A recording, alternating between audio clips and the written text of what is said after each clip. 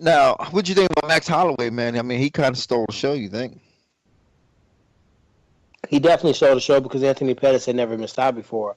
I thought Yeah, Anthony got off in the yeah, first round, did enough to win, and then he sat on the stool like we talk about this all the time.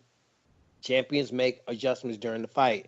He made those adjustments in between the first and second round, in between the second and third round, and he went out there and he found the weakness and he exploited it, and he finished a guy that had never been finished before, and a former yeah. It's champion weird from to two see, different man. divisions. What's that? I said, and a former champion from two different divisions. Oh, yeah, yeah. Tell me about it. I mean, I've watched Max Holloway grow. Ever since his fight against Conor. I mean, even before that, I had watched him fight plenty of times before that. But I mean, I'm watching him grow, man, and I mean, he's really improved and coming to his own. And I know Anthony is our homeboy, but Max Holloway. I mean, uh, he really earned it, man. I mean, he really put the work in, and he really clawed and scratched his way up to the top and beat a dynamic fighter in Pettis, man. And he deserved it because I mean it wasn't easy for him, especially because I mean I thought Pettis was going to win, man. I didn't give Max much of a chance, and he really came out and was throwing them things. I did give Max a chance, and I thought they were fairly even on the feet. But the thing about it is, he literally had the punching. He had, excuse me, he had the combinations with more punches. Anthony Pettis was a pop shot. He was taking those two pieces, pop pop, pop pop, pop pop, Yeah, and Max Holloway put together 1, 2 punches, angled off, 3 or 4 punches, step forward, and he was almost like chasing a wheelbarrow. It's hard to keep up with it because it keeps rolling, and you can't just sit there and be stationary. Anthony threw his punches. He stood in front of him, and Max Holloway is one of the best guys at just standing there and looking at his target. A lot of guys block punches and they take their eyes off of their opportunities to counter.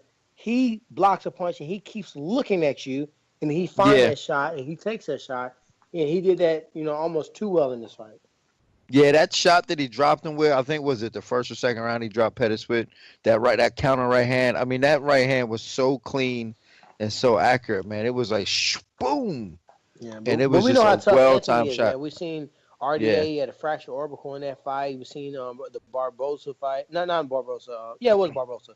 Yeah, Barbosa kicked Barbosa. him, man. Yeah, His leg was so purple. But I've never seen him have any quit in him. And I think he just started wearing down on him. He didn't just go after one thing. He went after the eye that he had swollen. Then he went after the body. Then he went after the counters. So he just picked shots, and then he found that he was successful with those 3 spots, and he attacked those 3 spots to the point where Anthony didn't know which way he was coming, and it was just a well thought out game plan. As you said before, he's grown. He's not that guy that Connor beat. He's not that no, fighter I anymore. He's think a I think completely he different gives fighter. Connor. I think he gives Connor hella problems. I And agree. here's the reason why I gave Pettis the advantage was based on his fight against Barbosa.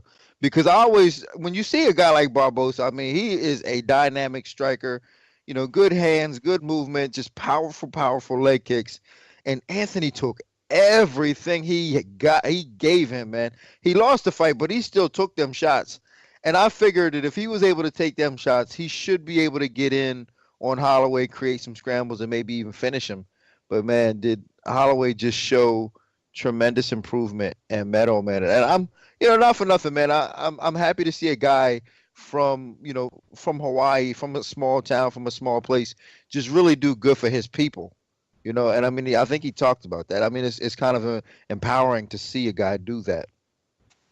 Yeah, and not only that, we showed a little video promo, and he's just talking about how much it feel how good it feels to him. Sorry, I'm crazy with my words today. How good it felt to him to have his grandmother say, "I'm proud of you," and just what it means to be from his small town and growing up in the hood and just being successful, man. It's such small things that can make the difference in your life. And everybody is not Connor. Everybody doesn't want Rolls Royce and all the fame and all the press conferences like that. That's not every fighter's goal. You know what I mean? Some people look at it and think that's it, but that's not every fighter's goal.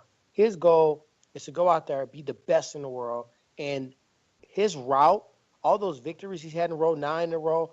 I'm talking about Ricardo Lamas. Like he had some legit dudes he had to Yeah, beat. man. He had And legit dudes.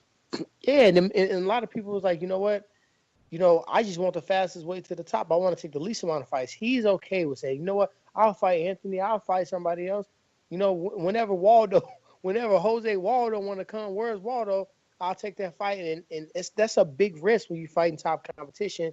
But he's made a way, to win those fights. And now he's at that position. And because he took all that stuff, he's, he's pretty much, got that momentum and got that rhythm and got that, just fighting all those fights so consistently, he's gotten that groove.